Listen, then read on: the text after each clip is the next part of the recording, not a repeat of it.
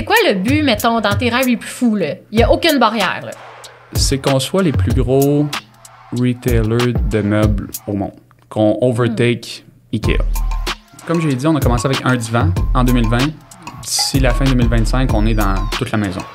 Et là, quand j'ai 19 ans, j'étais invité au camp des Canucks de Vancouver. J'étais au sommet de ma forme, ça va super bien le camp. Puis après ça, ils me disent... Frédéric Aubé, bienvenue sur Startup. Tu es le fondateur et président de Cozy, une compagnie qui fabrique entre autres des divans en boîte, ce qui est très intéressant. On vous voit partout dans les médias, surtout ces temps-ci. Vous avez une très bonne stratégie de rayonnement, donc on a très hâte d'en parler. Et là, on est curieuse en fait que tu nous replonges dans les débuts de l'entreprise, puis ce qui t'a inspiré à lancer Cozy. Merci beaucoup de l'invitation. C'est super cool d'être ici. En fait, Cozy, j'ai eu l'idée début 2019. J'étais un étudiant à l'Université McGill. Il faut quand même qu'on recule quelques années là, pour bien comprendre Cozy. Mon père avait acheté une compagnie basée à Lac-Mégantic qui faisait des meubles qui s'appelle Bestar. C'est une compagnie publique qui a racheté. Eux, ils font des meubles ready to assemble, RTA, comme Ikea, qui vient dans des boîtes que tu assembles. C'est fait à Lac-Mégantic. Et quand il a acheté ça, il a dit, ça va être une super belle expérience pour toi, viens sur le conseil d'administration. Fait que c'était ma première... C'est là! Exact. Ça, dans ce temps-là, j'avais 18-19 ans. Okay. J'étais pas super intéressant en business, mais je me suis dit, pourquoi pas, ça va être ma première fois que je vais voir comment ça se passe. Donc, il me nomme sur le conseil d'administration et je commence à apprendre un petit peu sur la finance. Je commence à comprendre un petit peu le marché du meuble, les étés. Je suis un joueur de hockey aussi, on va en parler, mais les étés, je travaillais là. Donc, c'est là que je commence à comprendre tout ce qui est business, tout ce qui est meuble. Ensuite, j'étais à l'Université McGill, à Montréal, des petits appartements, des petits escaliers, des petits espaces. Essayer de déménager des divans, c'était toujours un problème. Le gars qui monte pas et marche. Exact. Donc ça, c'est le deuxième déclic que j'ai. Et le troisième déclic que j'ai, je travaille dans un fonds d'investissement à l'époque comme stagiaire tout en allant à l'école. Et je regarde une compagnie, Sleep Country, qui opère les magasins Dormez-vous au Québec, qui vient d'acheter Andy, les matelas en boîte. Donc là, je plonge dans les matelas en boîte, je vois l'ascension fulgurante des matelas en boîte, du e-commerce. Là, je regarde, OK, est-ce que Sleep Country peut acheter d'autres compagnies, peut-être qui ne sont pas dans le matelas, mais ailleurs, puis il n'y avait rien. Fait que là, j'ai l'expérience du meuble, j'ai la contrainte des petits appartements, les problèmes et il n'y a rien d'autre dans le marché. Fait que là, tous ces éléments-là ensemble, il y a peut-être une opportunité pour moi de commencer à vendre des meubles faciles à assembler en ligne, qui rentrent dans tous les appartements, qui passent à travers toutes les portes. J'ai les contacts pour le faire, avec mon expérience dans le meuble auparavant. Fait que c'est comme ça que Cozy naît. Début 2019, j'ai l'idée et on lance 18 mois plus tard, juin 2020. Wow, OK, c'est vraiment intéressant. Là, je suis curieuse de savoir, tu as fait ton bac en quoi? J'ai fait mon bac en économie-finance. OK.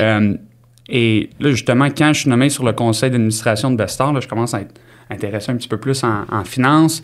Dans ce temps-là, je jouais junior majeur. Je commence à lire à peu près un livre de finance par semaine. Je suis vraiment into it. Là. Mon Dieu!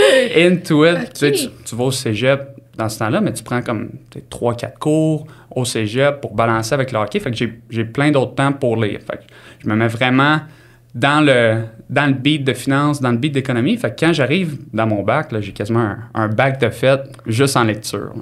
Hey, c'est fou! Wow! OK, mais quand même, t'es discipliné, là, parce que si t'avais quand même hockey junior majeur, c'est quand même, ça prend beaucoup de temps. T'as l'école, là, tu lis un livre par semaine, et mille une autre chose, dans le fond, là. C'était vraiment une passion que j'ai développée junior majeur. Et là, quand j'ai 19 ans, j'étais invité au camp des Canucks de Vancouver. J'étais au sommet de ma forme, ça va super bien le camp. Puis après ça, il me disait, ça ira pas plus loin, merci beaucoup de ton temps, retourne junior. Puis c'est là que j'ai fait, OK, ma carrière de hockey, c'est terminé.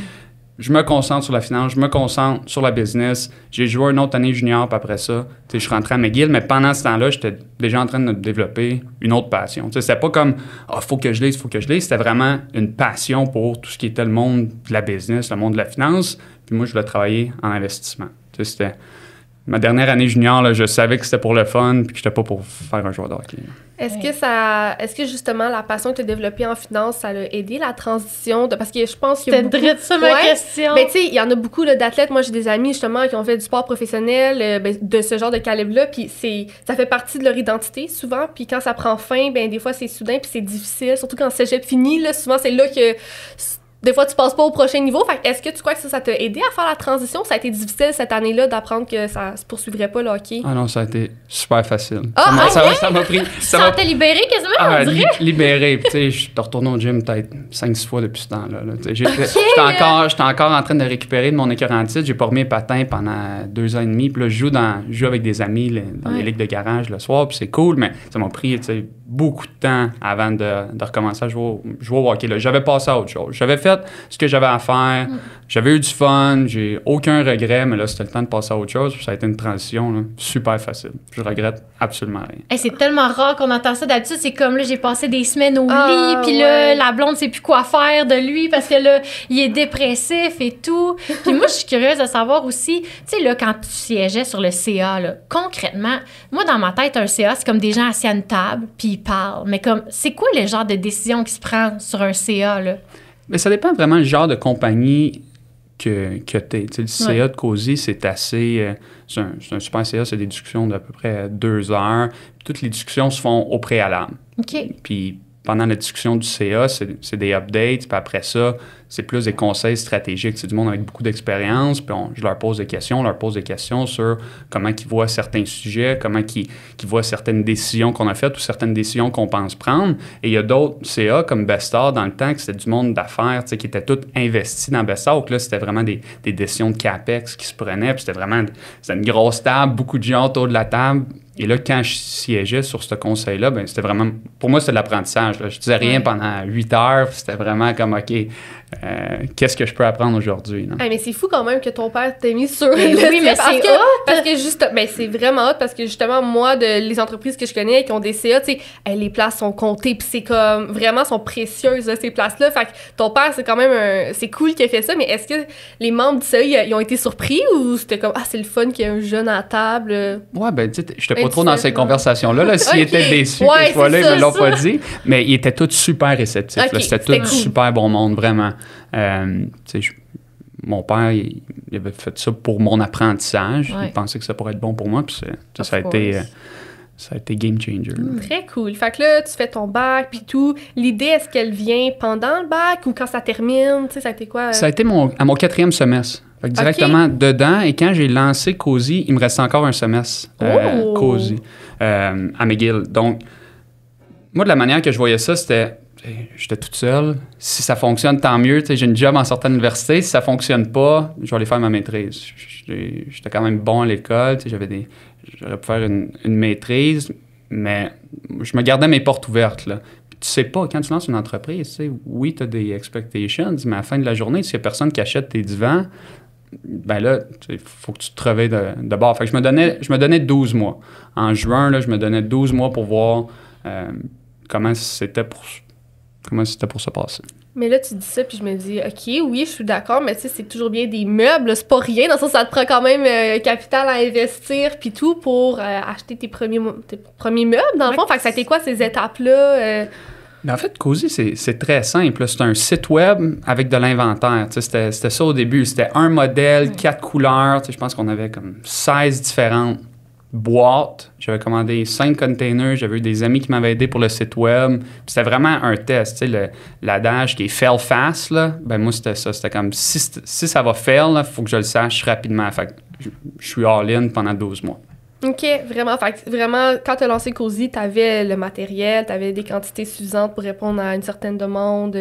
Exact. Fait que pendant 2019, moi, je design le divan. Je travaille avec des manufacturiers pour créer un système d'assemblage qui est super simple. On en parlera tantôt, mais je désigne le plan d'affaires pour simplifier l'expérience, pour que ça soit super simple pour l'utilisateur. Et fin 2019, le divan est complété. Je suis prêt à passer des commandes. Je passe ma première commande janvier 2020. Oh. Janvier 2020, en Chine, c'est le début de la pandémie, là. C'est le début de la COVID. C'est vrai, ça a commencé. Mais ça a commencé au mois de décembre en Chine, janvier. Donc là, la Chine ferme. Moi, je pensais lancer au mois de mars. La Chine ferme, nos fournisseurs ferment. Qu'est-ce qui va se passer avec COSI? Je ne le sais pas. finalement, ça commence à réouvrir. Ils ont comme ils ont bâti des hôpitaux en Oui, quelques jours. Là, En 4 jours, je pense, ou en 10 jours. Non, en 10 jours, je pense qu'ils ont bâti 2 géants d'hôpitaux. Là. Exact. Fait que ça bougeait vite dans ce temps-là. Fait que les fournisseurs commencent à réouvrir, sont capables de m'envoyer mes 5 premiers containers. Donc, quand on lance, on fait un pré-lancement au mois d'avril 2020 pour récolter quelques adresses courriels, le typique pré-lancement d'une entreprise. 1 mois et demi plus tard, on lance officiellement et ça prend, je pense, 1 heure et on vend notre premier divan. Hey, c'est fou! Et on l'a en stock, on le ship le lendemain, la personne le reçoit 2 jours plus tard. Et il y a quelques mois, elle a recommandé un siège pour son divan original commandé. Oh my god, sérieux, excusez, sérieuse. J'étais dans ma tête, mais oh my god, c'est donc mes couilles. Puis là, tu l'as mentionné vite, le processus d'assemblage. Qu'est-ce qui distingue Cozy, justement, des autres marques de divans qu'on connaît? Ben, il faut que ça soit super facile. Moi, s'il y a une chose qu'il faut que vous sachiez à propos de moi, c'est que je suis le gars le moins manuel sur la terre. Un divan Ikea, là, ça fonctionne pas. Il fallait que ça soit super facile, il fallait que ça soit sans outils. Donc, c'était ça qui était vraiment compliqué, c'est créer un assemblage facile, mais qui demeure solide. Tu sais, quand on pense à solide, pense à facile, ça va bouger. Mais pour nous, c'était important que ça soit facile, mais aussi très solide. Donc, c'est pour ça que pendant 8 mois, 9 mois, c'est des prototypes. On change nos techniques pour arriver au moment où on dit « OK, parfait. » Tu sais, c'est assez solide, c'est assez facile. Go, on lance. Ouais. Tu sais, c'est quand même un meuble qui est dans une pièce centrale de la maison. Là. Moi, je sais que présentement, on attend d'acheter un divan parce qu'on a un bébé chien, on a 2 enfants qui sont pas encore ados. Je veux dire, c'est une trampoline en même temps d'être un lit, en même temps d'être un garde-manger quasiment. Tu sais, comme, faut que ça soit fait tough, un divan, là, dans la vraie vie. Là. Tu sais, je sais pas c'est quoi la vie d'étudiants ou de gens qui ont pas d'enfants, là, mais le vrai monde dans le milieu de vie, là, qui ont vraiment une vie active, là, toute ta vie se passe sur ton divan. Moi, je travaille sur mon divan. Les soirées pizza, tu sais, il faut que le tissu soit pensé, il faut que le concept soit pensé, parce que je pense que si ça se détache, là, nous, si les enfants font de la trampoline dessus, et là, ça serait partout, ça graffinerait le plancher. Bref, il y a quand même tout un thinking en arrière de ça pour que ça soit solide et durable aussi. Là. Exactement. Puis c'est pour ça que quand je regardais l'industrie des matelas en boîte, il y avait plein de compagnies qui faisaient des matelas. C'est super facile de faire des matelas. C'est du foam roulé qu'ils mettent dans une boîte qui t'envoie. Puis là, je regardais, pourquoi il n'y a pas personne qui fait des divans? Parce que des divans, c'est compliqué. Comme tu as dit, c'est vraiment compliqué. Tu as le frame, tu as le tissu, tu as l'assemblage, tu as la logistique. C'est des grosses pièces. Nous, ce qui est le fun, c'est que toutes nos housses sont lavables. Ton chat graphine ton siège au complet, bien, tu ne remplaces pas ton divan au complet, tu remplaces juste un siège. C'est 100% modulaire. Tu décides de reconfigurer ton divan plus tard, bien, tu peux te rajouter des pièces, tu peux enlever des pièces, tu peux reconfigurer. Fait que, on va en parler plus tard, mais nous, c'est vraiment se mettre dans la peau du consommateur, se mettre dans la peau du client, se mettre dans ta peau. OK, mon divan, c'est le centre de ma maison. Comment qu'on fait pour designer un produit qui fit ces critères-là? Ben oui. Mais écoute, je confirme tout ce que tu dis parce que j'ai une amie, Marie-Lou, qui vient de recevoir un divan Cozy, puis j'étais allée chez elle, puis elle disait tout ce que tu viens de dire. Là. Elle a des animaux, puis là, elle était comme là, c'est fou, je peux enlever ma housse, nanani, nanana. Elle était 100% vendue, elle adore son divan, il est tellement beau, elle a choisi une belle couleur, genre velouté, un genre de gris... gris bleu? Gris-bleu, là. Ouais. En tout cas, super beau. Puis tout ça pour dire que elle est très satisfaite, donc j'entends de très bons mots. Puis, est-ce que toutes ces choses-là, tu les as pris en compte dès le début ou c'était vraiment juste comme la practicalité de la chose jour 1? Au début, c'était seulement expérience. Okay. Moi, c'était juste simplifier l'expérience de A à Z. Je voulais juste offrir quelque chose de différent que... Dans le temps, avant la pandémie, même pendant la pandémie, là, c'était 12 à 16 semaines à attendre ton divan. Ça rentrait pas nulle part. Si tu essayais d'ajouter des pièces plus tard, ça fonctionnait pas. Moi, c'était vraiment simplifier l'expérience au début. Puis après ça, quand tu grandis, ben là, tu as plein de feedback de clients. Ah ben ça serait bon pour moi, ça serait bon pour moi. Là, tous les commentaires se ressemblent. Fait que tu développes tes produits, tu développes tes tissus pour répondre aux demandes des clients. Là. Mais au début, c'était seulement practicality. Là. Puis, mettons, c'était quoi ton équipe pour t'entourer pour toute cette expertise-là? T'es-tu retourné à Lac-Mégantic? Je me souviens plus du nom de la compagnie chez Bestar. Est-ce que qui t'es allé chercher pour cette expertise-là ou t'as fait des essais-erreurs, mettons? Au début, c'était purement essai-erreur. Bestar n'a jamais été impliqué dans Cozy. Avant que je lance Cozy, Bestar a été revendu. OK. Fait que j'avais débarqué du board. Mais Bestar a jamais été impliqué, mais c'est C'était des recherches, de l'essai-erreur, je parlais à des gens, je parlais aux fournisseurs, aux manufacturiers. Il y a des tests que tu peux faire là, pour les divans, pour voir le foam, il va durer combien de temps, le frame est capable de soutenir combien de poids. Fait, il y a plein de tests que tu peux faire, mais à la fin de la journée, c'est de l'essai et l'erreur au début. Et les clients étaient super bons pour nous supporter. L'assemblage, les premiers divans qu'on a envoyés, là, c'était l'enfer. Ah ouais? Ah ouais, puis tu sais, les clients, ils ont tellement été bons, puis c'est là que le service à la clientèle, cette étoile de Cozy est née, puis le monde, ils ne le savent souvent pas, mais j'ai juste pas eu le choix. Pour au début, tu sais, je faisais service à la clientèle, marketing, c'était tout moi qui faisait ça, mais j'avais juste pas le choix d'offrir un super service parce que le produit, il était peut-être pas à la hauteur de où il devrait être. Mais après ça a une autre valeur de Cozy, de continuous improvement. Evol, c'est plus qu'un financement. Salut, c'est Camille. Comme vous savez, le déménagement de mon entreprise Euphorique est fièrement financé par Evol. Sans l'intervention d'Evol dans ma croissance, je sais pas où je serais aujourd'hui. Œuvrant dans les 17 régions du Québec, Evol offre du financement adapté pour les entreprises d'impact. J'ai eu un réel accompagnement personnalisé pour monter mon projet qui se poursuit encore aujourd'hui. Que ce soit pour du financement ou de l'accompagnement, pensez tout d'abord à Evol Financement. De retour à notre épisode. Ça a une autre valeur de Cozy, de continuous improvement.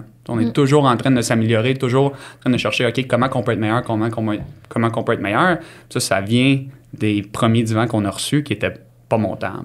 C'était vraiment difficile. On essayait de simplifier. Je me déplaçais à Drummondville pour aller assembler des divans. Littéralement Drummondville, Montréal, Laval, partout, Sherbrooke, parce que les clients avaient de la difficulté. Mais en quelques mois, on s'est reviré de bord, puis c'était pas mal plus simple. Mais quand on part une entreprise, là, c'est souvent du essai-erreur. Puis si tu lances puis c'est parfait, ben, tu as probablement perdu trop de temps à essayer que ça soit parfait. Là. Ah ben c'est très c'est vrai, ça. Puis justement, là, tu as dit que tu as lancé en juin 2020, exact. Tu t'es donné 12 mois. Mais là, comment ça s'est passé, ces premiers 6 mois, ces premiers 12 mois-là? Ça a été complètement débile. Ça a été fou, là, la croissance qu'on a vue, tu sais, dès juin, les ventes, juillet, août, septembre, puis après ça, octobre. Moi, quand j'étais à l'université, je voulais travailler en investissement, comme j'ai dit. Je voulais travailler en finance, je voulais travailler à CDPQ. Je travaillais à la Caisse de dépôt. Moi, c'était comme ma job en sortant de l'université. Puis j'avais un mentor là, qui m'aidait dans tout mon développement finance, économie, Dominique Letourneau. Puis quand j'avais eu l'idée pour Cozy, je lui dit hey, Dom, viens le partir avec moi. Il dit Fred, j'ai 3 enfants, une hypothèque. Ton idée de divan boîte, c'est cool, là, mais. Trop de risques. C'est ça paye pas les bills. Pour le mois d'octobre, je suis retourné le voir, puis j'ai fait hey, Dom, tu veux-tu te joindre? Puis là, il m'a dit oui, je pense que c'est le bon moment, puis moi, je veux me lancer en entrepreneuriat, puis si je me lance pas là, ben je me lancerai jamais. Fait il s'est joint, puis c'est là, Cozy est devenu... on a passé au prochain niveau quand Dom est arrivé. Oh my God, wow, c'est intéressant. Fait que tu avais un peu plus de, justement, de leverage. D'aide aussi, là, justement. L'équipe, à ce moment-là, cet été-là, mettons, le premier 6 mois, tu faisais-tu encore tout toute seule ou tu avais quelqu'un qui t'aidait un peu? J'avais ma sœur en médias sociaux qui m'aidait sur toute la création de contenu sur les médias sociaux qui était super. Puis j'avais un de mes amis aussi qui était pour avoir un stage chez BRP. Pendant la COVID, tout a été cancellé. Fait que là, j'appelle Mathieu Dubois à Sherbrooke. On est toute une gang de Sherbrooke. Ma soeur est à Sherbrooke, Mathieu est à Sherbrooke. Puis je dis, Matt, ton stage est cancellé. Tu veux-tu venir, qu'on travaille ensemble chez Cozy cet été? Fait que Matt était là, Flo était là, fait qu'on était 3 et on faisait tout chez Cozy. Et quand Dom est arrivé officiellement en janvier 2021, c'était l'employé numéro 1. OK, fait qu'il est venu full-time. Il est venu full-time en janvier. Il a lâché son poste? Il a lâché complètement son poste d'operating partner à la Caisse de dépôt et est venu chez Cozy full-time. Dominique est aussi un originaire de Sherbrooke. Là, l'histoire de... Tout le monde y est. Il y a de la richesse à Sherbrooke, la gang. Là. Mais là, ça devait quand même être un moment spécial pour toi d'avoir ton mentor qui se joint à ta business quand même. Là, c'est ça qui m'a donné la confiance. Je pense que s'il y a quelqu'un de la trempe de Dominique qui joint à moi, Cozy's going places, si je suis capable de convaincre un gars comme Dom de joindre, je peux faire pas mal de choses. C'est vraiment ça qui m'a allumé. OK, Cozy va être un succès. Là. Oh, wow. Un succès mondial, d'après moi. Là. Est-ce que c'est ça le but? C'est quoi le but, mettons, dans tes rêves les plus fous? Là? Il n'y a aucune barrière. Là. C'est qu'on soit les plus gros retailers de meubles au monde. Qu'on overtake IKEA. Nice! Ça, je pense vraiment qu'on va être capable. Ça va prendre 25 ans, 30 ans, 35 ans. Puis c'est vraiment ça notre horizon. Là. Cozy, je suis pas là pour vendre Cozy dans 1 an, dans 2 ans, dans 3 ans. Moi, j'ai 27 ans, j'ai encore pas mal d'années en avant de moi. On vient de lancer aux États-Unis. On a commencé avec un divan, on est rendu avec plein de divans. On s'en va dans toute la maison d'ici la fin 2025. Fait que pour nous, c'est vraiment d'offrir une super expérience, des super produits à des super prix. Puis si on fait bien ça, puis on prend soin des clients, je pense qu'on a une très bonne chance de devenir le plus gros retailer de au monde. Ben, c'est vraiment cool. Puis à prime abord, quand on regarde ça, clairement, les facteurs sont alignés pour que ça le soit. Tu sais, c'est banal, mais juste le nom, la manière dont c'est brandé, ben, tu sais, c'est quand même... ça a de la flexibilité internationale, justement, là. Tu sais, ça s'appelle pas divan confortable, là, dans le sens non, mais c'est vrai. Cozy, tu sais, c'est un mot en anglais, tu sais, c'est vraiment cool. Ça se met pas juste pour des divans aussi. Est-ce qu'au départ, c'était que des divans ou t'avais déjà cette ambition-là? Non, c'était que des divans au Canada. OK. L'idée originale de Cozy, c'était pas d'overtake IKEA sur 25 ans. Là. C'était est-ce que je peux avoir une job en sortant de l'université? Et au fur et à mesure, avec des acquisitions comme Dominique, comme employé numéro 1, comme partenaire, ben là, ça te donne confiance. OK, qu'est-ce que je peux faire? On est allé lever une ronde de 10 millions avec la caisse, où je voulais travailler, la caisse de dépôt qui nous donne 10 millions, ben là, ça nous donne un autre step. OK, on est capable de faire toutes ces choses-là. On rentre aux États-Unis, ça va super bien. On lance des nouveaux produits, ça va super bien. On assemble une équipe du tonnerre, ça va super bien. Ben là, tu te permets de rêver pas mal plus. Sans nécessairement entrer dans les chiffres, je suis curieuse de savoir aussi, là, tu as ton bac en économie, en finance, puis tout.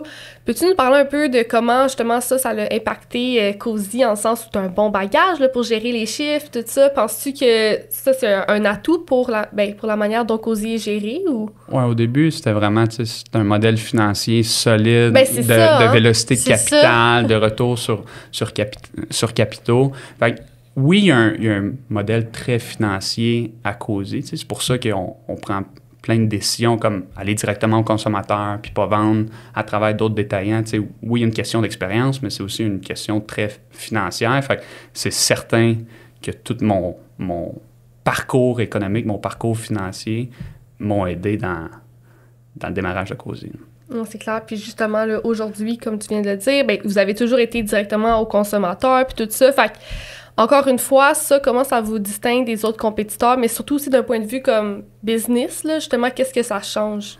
Bien, pour nous, c'est de l'expérience. Tu commandes sur cozy.ca ou cozy.com, on contrôle tout chez Cozy. On design nos meubles de A à Z, puis après ça, on va voir nos fournisseurs pour dire « OK, il faut que tu le construises comme ça ». Puis on a des employés de Cozy partout dans le monde, que ce soit au Mexique, que ce soit en Chine, d'autres pays en Asie qu'on est en train de développer. C'est nos employés qui sont dans les usines, qui regardent pour voir que tout est fait selon nos specs.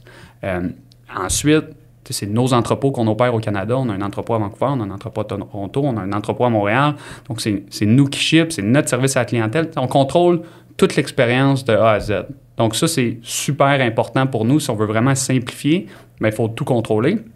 Puis ensuite, c'est une question d'inventaire. En vendant directement au consommateur, on n'est pas obligé de garder de l'inventaire pour un Costco, pour un Wayfair. C'est beaucoup plus simple. On est out of stock 2 semaines, bien, on fait juste marquer sur notre site web, out of stock 2 semaines, ça va être livré dans 2 semaines.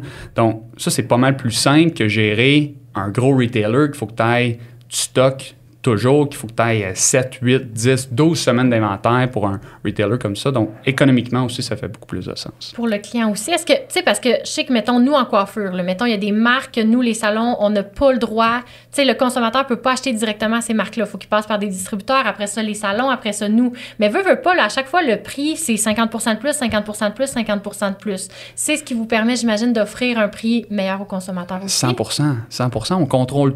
Il n'y a pas personne... Tu prends des cotes partout, là. Tu sais, il y a un intermédiaire, c'est le manufacturier. On sait c'est quoi son cost, on sait c'est quoi son... Mais nous, on ne veut pas se lancer dans la manufacture. On n'est pas des manufacturiers, on est des designers, on est des retailers. Mais après ça, c'est notre monde qui est en Asie, c'est pas des agents, là, c'est vraiment des employés Cozy, c'est nos designers, on n'est pas en train de dealer avec des royautés, c'est nos entrepôts, c'est pas des 3PL, on ne deal pas avec des agences marketing, c'est notre monde. Fait que, justement, comment on est capable de faire des prix super compétitifs, ben, c'est avec cette infrastructure-là.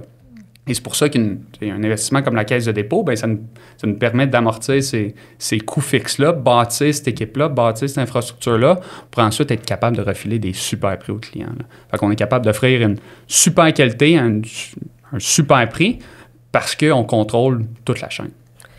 Vraiment. Puis c'est quoi, justement, les défis auxquels vous avez fait face à travers les dernières années? Parce que là, ça, j'ose imaginer qu'il y en a quand même, là! Des défis, il y en a tous les jours. Puis après ça, c'est une question de degré, mais tu sais, quand on pense, un des plus gros défis qu'on a fait face, c'est la logistique pendant la COVID. Les prix des containers d'Asie, quand j'ai commencé à causer, on payait 3 000 un container pour venir à Montréal. Pendant la COVID, ça montait à 25 000 Puis là, t'as pas les divans dedans, là. C'est juste la boîte puis le transport, là. Les divans sont dans le container, OK. mais c'est le prix du transport pour l'amener. Hey, c'est fou. C'est fou, là. Tu sais, tu passes de 3 000 à 25 000, ça te coûte quasiment aussi cher l'amener que ce qu'il y a dedans. C'est ça. Fait que, tu sais, ça détruit un modèle financier. Fait que ça a été un gros problème. Puis après ça, la plupart de nos problèmes, c'est des problèmes de croissance. Puis c'est des bons problèmes à avoir, mais quand même, c'est des problèmes à gérer. Puis ça, je pense qu'il faut juste bien s'entourer. C'est la clé, là, tout le monde le dit, là, bien s'entourer, mais c'est vraiment vrai. Avec une bonne équipe, là, les problèmes sont pas mal plus faciles à gérer, pas mal plus fun en équipe. Fait que pour moi, depuis le début, ça a été ça. Dominique, dès janvier, mais après ça, l'équipe qu'on a été capable de se construire là, dans les 3 dernières années, c'est ce qui fait la différence de Cozy aujourd'hui. Puis justement, quand vous faites face à un défi comme celui des containers, par exemple, comment vous vous retournez dans un moment de même?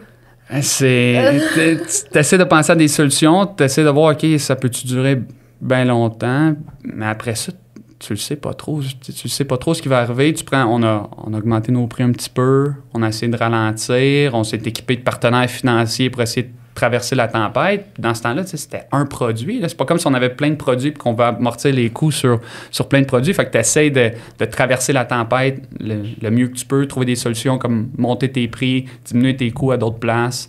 Donc, ça nous a rendu quand même un lean machine pendant quelques semaines. Oui, c'est clair. Ça a duré combien de temps? Genre des mois, des semaines? Des mois. On vous introduit à une séquence bien spéciale, celle du coup de cœur Startup. L'idée est simple, on adore découvrir des entreprises québécoises et on avait envie de vous en faire découvrir plus. Cam et moi allons donc vous parler d'entreprises chez qui nous consommons nous-mêmes le produit ou le service. Et là, on commence avec une entreprise que j'affectionne beaucoup. Toutes les personnes qui sont passées chez vous, Claude, s'entendent pour dire que la cuisine est incroyable. La table, les comptoirs, tout est impeccable. On sent que les matériaux ont été choisis avec soin. Ça ajoute tellement d'élégance et de chaleur aux pièces. Ben merci, t'as bien raison. Alors là, si vous êtes comme nous et que vous aimez combiner les tendances et la fonctionnalité, vous allez adorer ce que Comptoir Design a à offrir. C'est une entreprise de l'Estrie qui se spécialise dans la confection de comptoirs de granit, quartz et marbre sur mesure. Chez moi, nous avons travaillé avec Comptoir Design et nous ne pourrions être plus satisfaits des produits et du service. Alors si ça vous intéresse, on vous invite à consulter la description de l'épisode où vous trouverez un lien vers le site internet de Comptoir Design.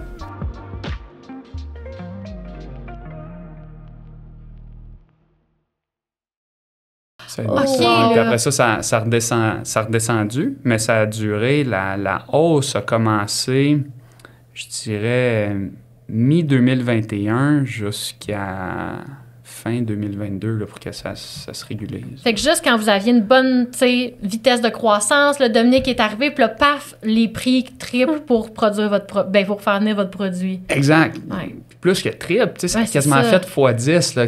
Quand tu y penses, c'était complètement fou. Mais après ça nous a beaucoup aidé parce que tous les autres retailers, des compagnies publiques ou des compagnies plus matures peuvent pas se permettre d'être aussi flexibles. C'est des volumes pas mal plus importants. Fait que nous, on en a profité pour croître aussi quand même beaucoup. Tu as su voir l'opportunité là-dedans. Exactement. Puis on s'est dit, si c'est un petit peu plus difficile côté profitabilité pendant quelques mois, pendant quelques années, c'est correct. On va en profiter pour aller prendre des parts de marché.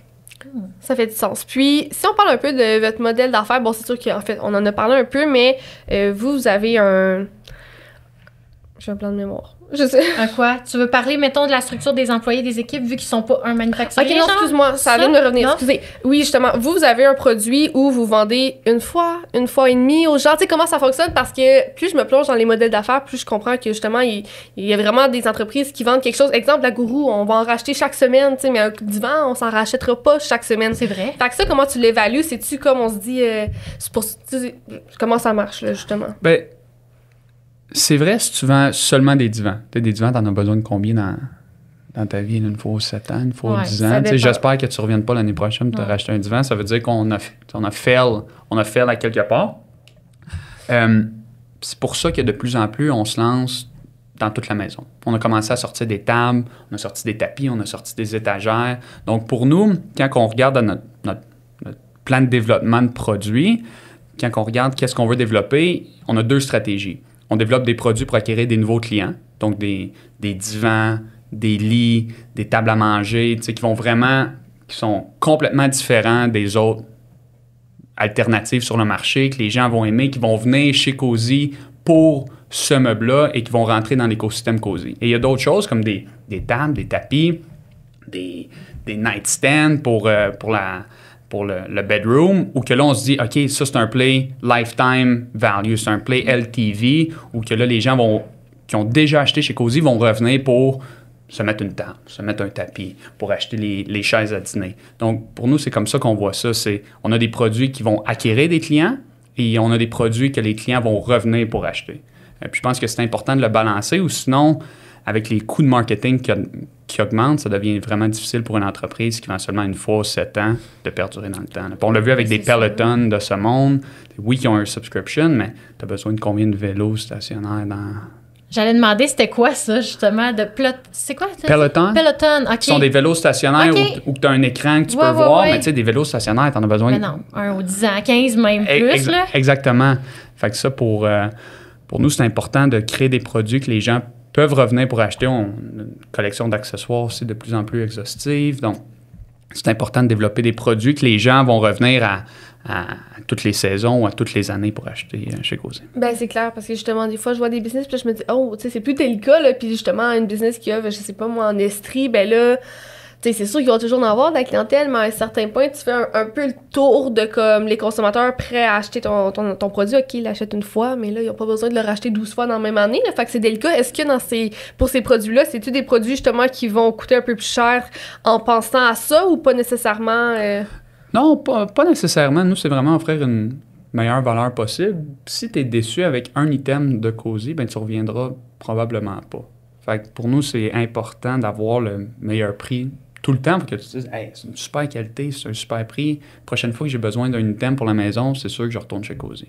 Fait que c'est important d'être consistant sur toute la ligne, sur tous nos prix, sur tous nos produits. Ouais, c'est ça, ça serait pas super pratique un débalancement. Les divans coûtent super cher parce que tu les gardes longtemps, puis après ça redroppe à des prix plus abordables. Là, exact. Tu sais, c'est des décisions long terme qu'on prend comme entreprise. Quand je dis, là, on bâtit ça sur 25 ans, 35 ans, on n'est pas en train d'essayer de maximiser la profitabilité. Tu sais, aujourd'hui, on veut que les gens reviennent l'année prochaine, dans 2 ans, dans 3 ans, qui en parlent à leurs amis, comme ton ami qui a acheté un divan, tu sais, qui va en parler à plein d'amis. Nous, c'est vraiment important qu'on livre cette expérience-là présentement. Ouais, c'est vraiment cool. Puis parlons un peu de toi, ton quotidien en tant qu'entrepreneur. Ça ressemble à quoi? C'est quoi ton département favori, chouchou, chez Cozy? J'ai beaucoup de départements, préférés. Non, je m'occupe de la façon que Dominique et moi, on a séparé les tâches. Dominique, avec son parcours opérationnel et financier, lui, il s'occupe tout des opérations et de la finance. Et moi, je m'occupe de tout ce qui est service à la clientèle, marketing, développement de produits. Donc, tout ce qui est croissance. Dom s'assure de nous garder en route pour la croissance. Donc, tout ce qui est marketing, j'adore. Développement de produits aussi, des nouvelles idées. Moi, je suis pas designer, je suis pas capable de dessiner un divan. Ça, j'allais dire, je commence, c'est drôle, j'aurais tellement pas pensé ça. Mais j'adore trouver des nouvelles idées. Puis on a des super produits dans le pipeline qui vont sortir cette année. Là. Moi, j'aime ça regarder, j'aime ça voir comment on peut apporter de la valeur aux clients. Puis marketing aussi, les campagnes, nos grosses campagnes. J'aime ça être impliqué. Toute l'expérience client aussi, tout le site web, là, j'aime ça avoir mon mot à dire. J'aime ça avoir mon mot à dire partout.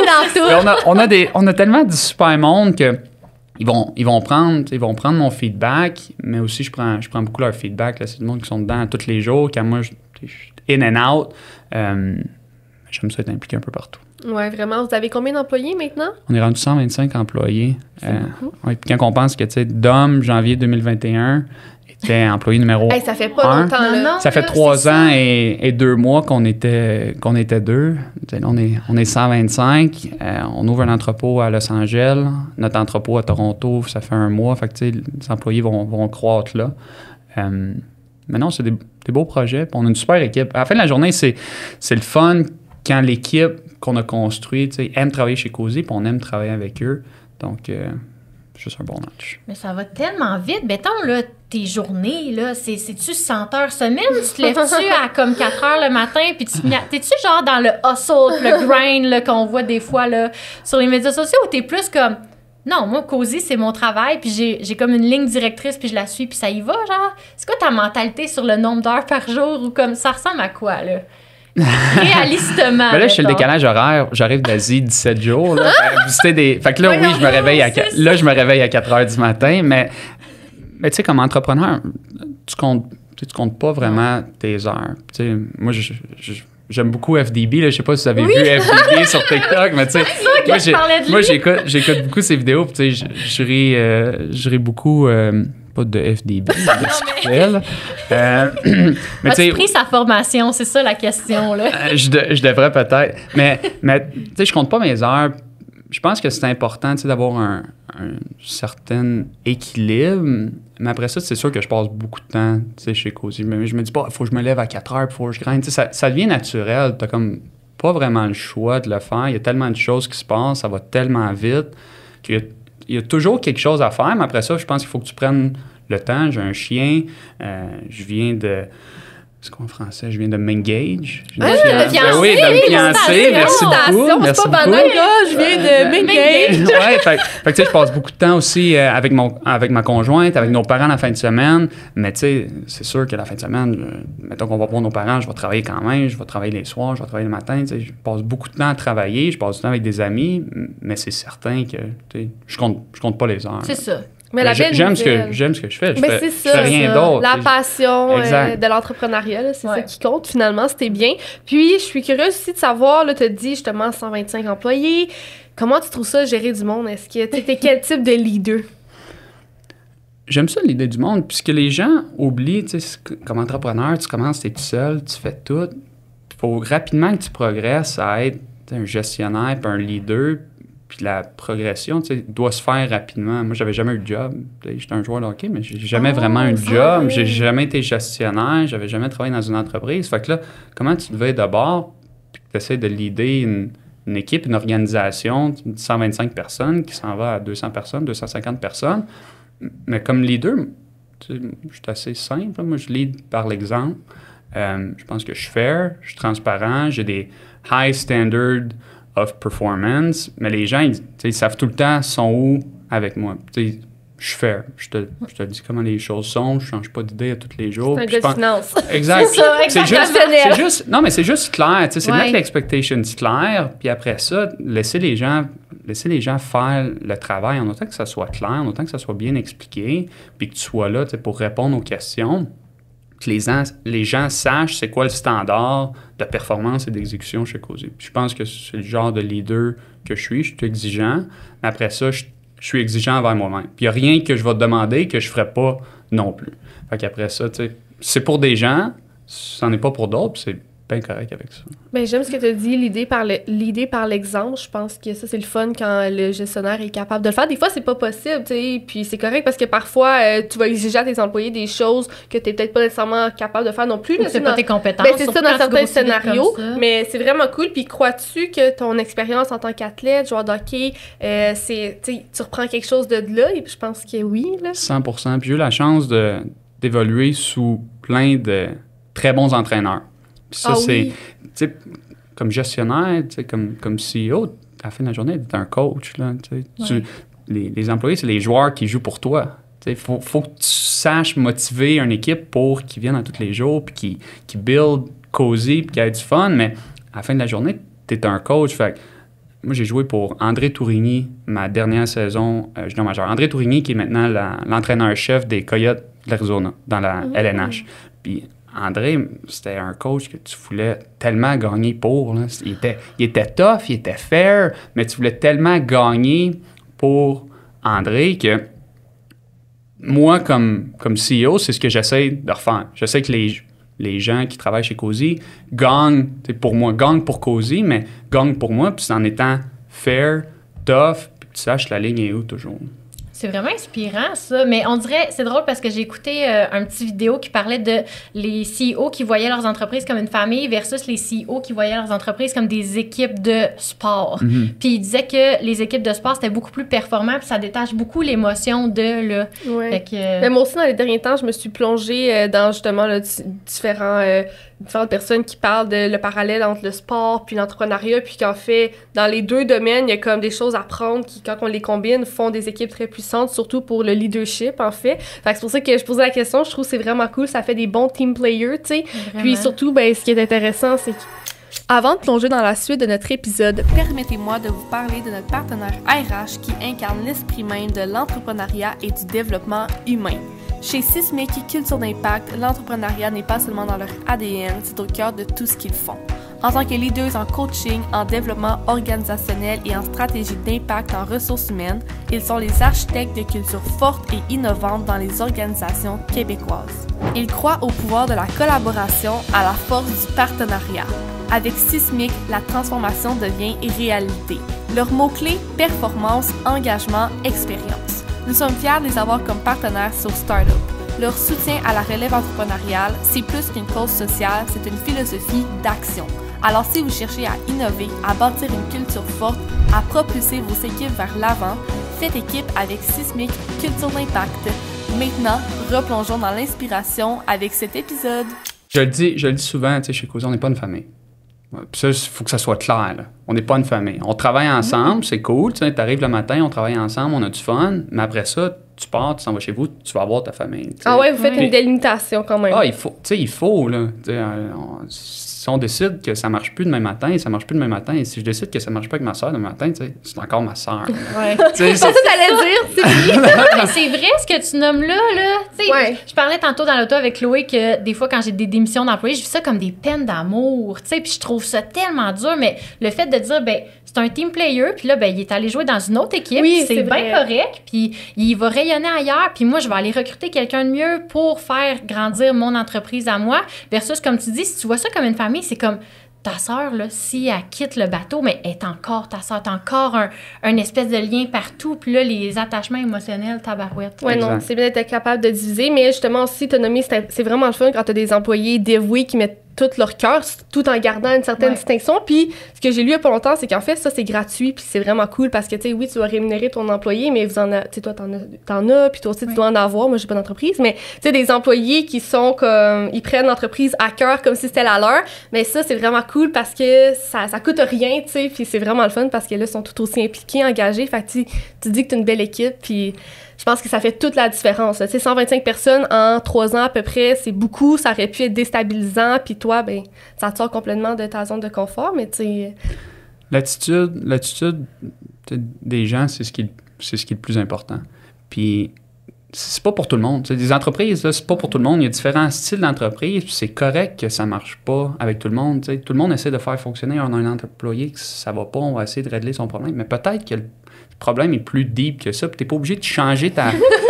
On dirait que tu me parles ce matin, là. Mais tu sais, t'es pas obligé de changer ton entreprise sur cette personne-là. Oui, on a toujours à apprendre, on peut toujours être meilleur, mais après ça, c'est pas on change l'entreprise parce que cette personne-là veut ça, puis cette personne-là est pas d'accord. Tu sais, hey, regarde, ça marche pas, c'est pas plus grave que ça. Là. Il y a des millions d'entreprises où tu peux aller travailler. Ben oui, vraiment. Puis là, on l'a nommé vite au début, puis j'aimerais qu'on conclue avec le sujet du marketing. Parce que justement, bon, là, ça fait 3 ans à peu près que vous êtes en activité, mais Cozy, on vous voit beaucoup rayonner sur les réseaux sociaux, puis tu as dit que c'était un peu toi qui chapeaute ce département. Ben, en tout cas, tu t'es impliqué dans le marketing. Fait est-ce qu'on peut en parler un peu, pourquoi avez-vous décidé, dans le fond, d'avoir une stratégie aussi, je sais pas si tu l'as définie comme agressive, mais vous êtes beaucoup présent, là. Certaines personnes, ces médias sociaux pourraient nous considérer comme agressifs, mais encore là, on a 2 directeurs chez Cozy qui font un super job.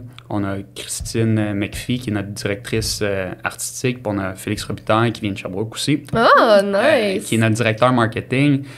Ils ont vraiment créé une belle équipe pour médias sociaux, influenceurs, et on est 100% numérique. Fait oui! 90% de notre budget se dépense sur le numérique, et la plupart de notre budget, ce qui fonctionne le mieux pour nous, c'est Facebook et Instagram. Fait que c'est certain que avec notre croissance, on a de plus en plus de budget. C'est là qu'on va dépenser notre budget. Les jeunes voient partout ces médias sociaux. Les gens passent beaucoup de temps sur les médias sociaux. Fait que là, tu penses que tu vas causer partout.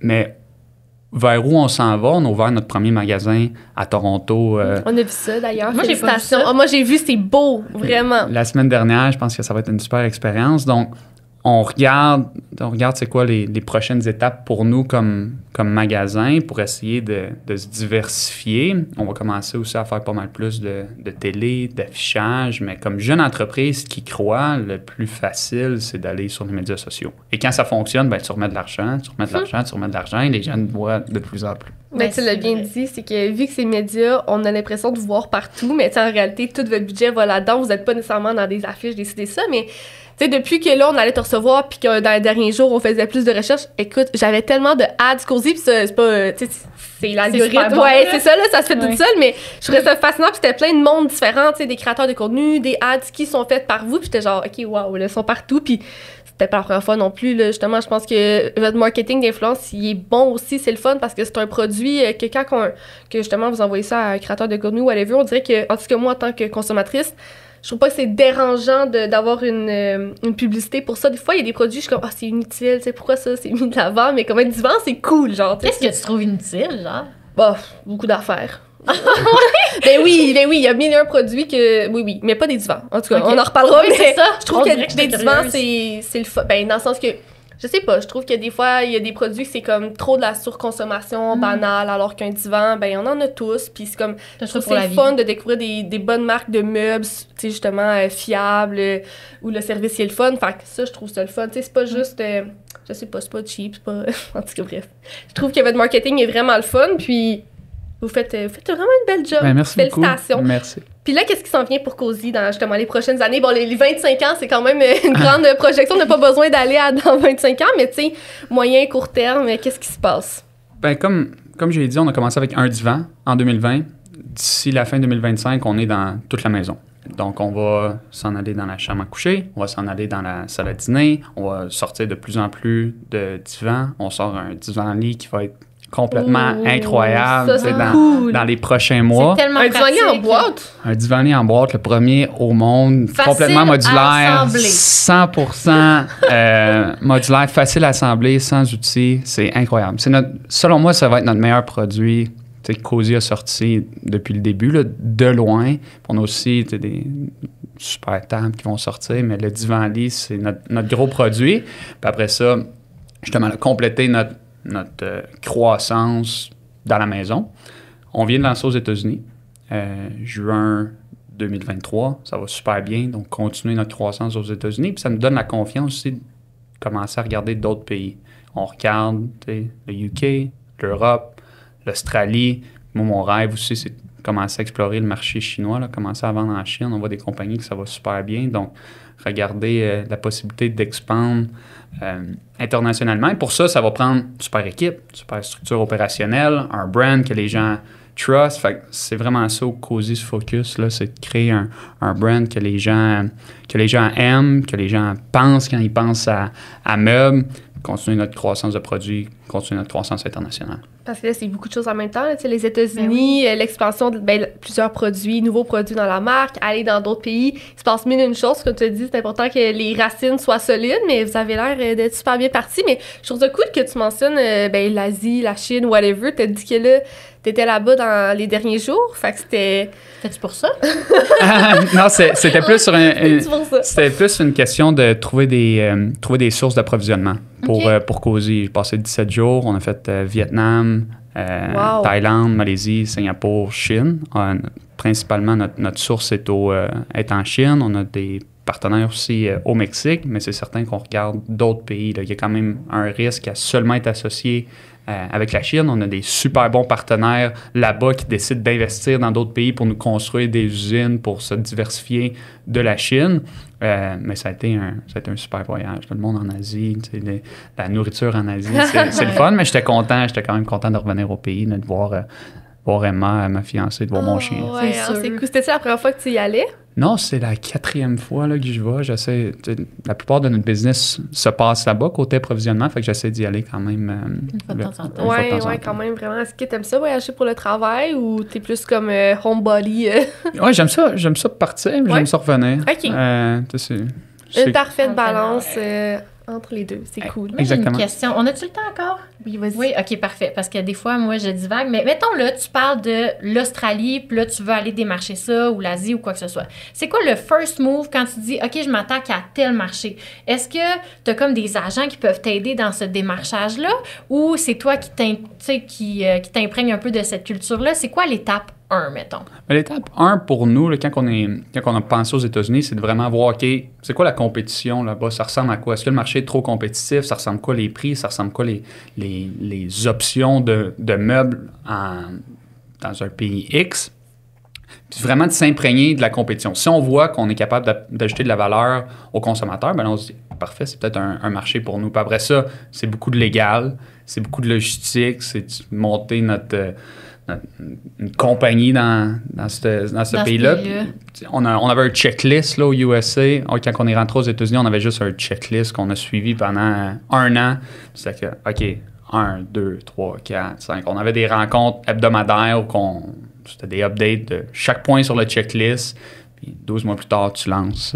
T'espères que t'as rien oublié. C'est quand même à chaque fois de se relancer dans le vide, finalement, là, de ce que tu nommes. Là. Parce que t'es 1 an de préparer, puis là, tu lances comme 1 an plus tard. C'est quelque chose, là. Ouais, ben je pense que les compagnies matures ont un playbook, là. On parlait à des gens de Williams Sonoma, par exemple, qui lancent dans un pays 1 fois par année. Ben, eux autres, ils savent qu'est-ce qu'ils ont à faire. Puis au lieu d'être 1 an, c'est peut-être 3 mois ou 6 mois. Fait que je pense qu'au fil du temps, quand on va commencer à lancer dans des nouveaux pays, on va commencer à se développer une recette gagnante qui va faciliter notre entrée. Là, déjà, on a plein de learnings des États-Unis. Donc après ça, on regarde comment on fait pour répliquer ça ailleurs. C'est vraiment cool. Puis pour conclure, qu'est-ce qu'on peut vous souhaiter à toi, à Cozy, pour les prochaines années? C'est une super bonne question. Juste garder le focus. Ouais? Si on garde notre focus sur ce qui est important, sur nos clients, sur ce qu'on fait bien, ça va bien aller. Si on commence à penser qu'on est vraiment bon, puis qu'on n'a pas besoin de prendre soin de nos clients, puis qu'on n'a plus besoin de prendre soin de chacun là, dans l'équipe, là, c'est là que ça va se mettre à déraper. Mais si on continue de faire ce qu'on fait, ça devrait bien aller. Déjà, d'en être conscient, c'est un bon départ, vraiment. Fait qu'on vous le souhaite. Puis sur ça, merci beaucoup d'être joint à nous aujourd'hui. C'était super intéressant. Puis on vous souhaite une belle expansion dans les prochaines années. Merci beaucoup. À bientôt. Cette saison de Startup est propulsée par Sismic Culture d'Impact.